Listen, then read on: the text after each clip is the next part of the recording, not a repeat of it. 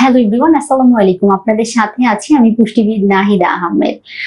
হাঁটতে গেলে বা বসতে গেলে পেটের সামনে কিছু যেন একটা বাজছে।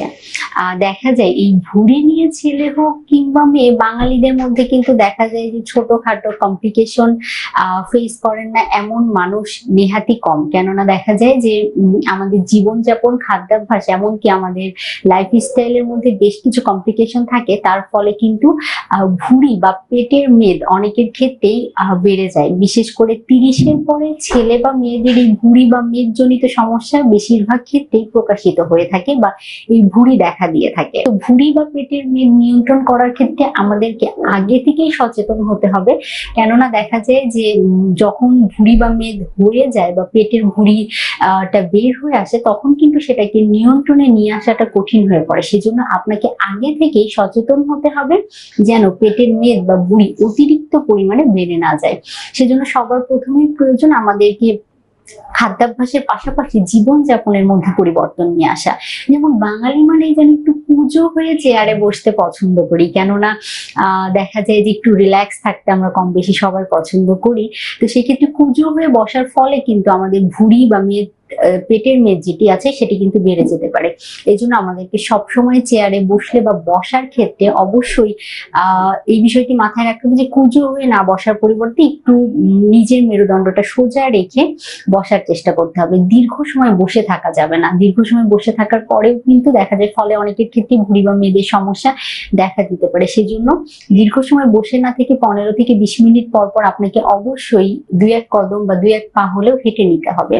খাবারের ক্ষেত্রে একটি বিষয় মাথায় রাখতে হবে, অল্প অল্প করে বারে বারে খাবার গ্রহণ করতে হবে। দীর্ঘ সময় আমরা অনেকের ক্ষেত্রে দেখা যায় যে না খেয়ে থাকি, আবার একবারে অতিরিক্ত খাবার গ্রহণ করে ফেলি। এই বিষয়টিও এড়িয়ে চলতে হবে। একবারে পেট পুরে খাওয়া যাবে না।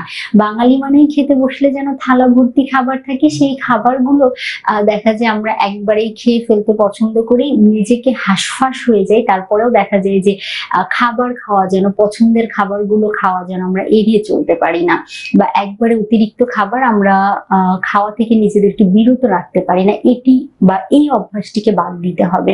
কেননা অল্প অল্প করে বারে বারে খেলে সেটি যতটা না জটিলতা তৈরি করে, একবারে অতিরিক্ত খাবার খেলে সেটি কিন্তু আপনার ভুঁড়ি বা পেটের মেদ বাড়িয়ে দিতে পারে। তারপরে খাওয়ার পরে আমরা কি করি, বসে পড়ি বা শুয়ে পড়ি।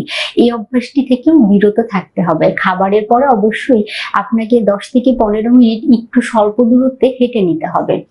সকাল বিকাল 2 বেলা আপনাকে চেষ্টা করতে হবে যে হাঁটার। কেননা হাঁটলে কিন্তু দেখা যায় যে আপনার মেটাবলিজম বুস্ট আপ করতে সাহায্য করে, পেটে অতিরিক্ত মেদ বা চর্বি জমা থেকে সেটি আপনাকে মুক্ত রাখতে পারে।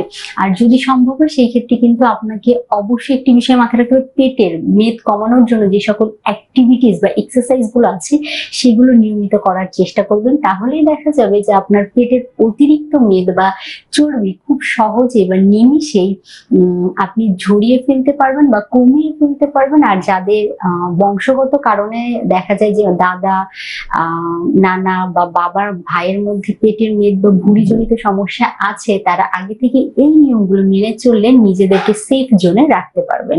ধন্যবাদ।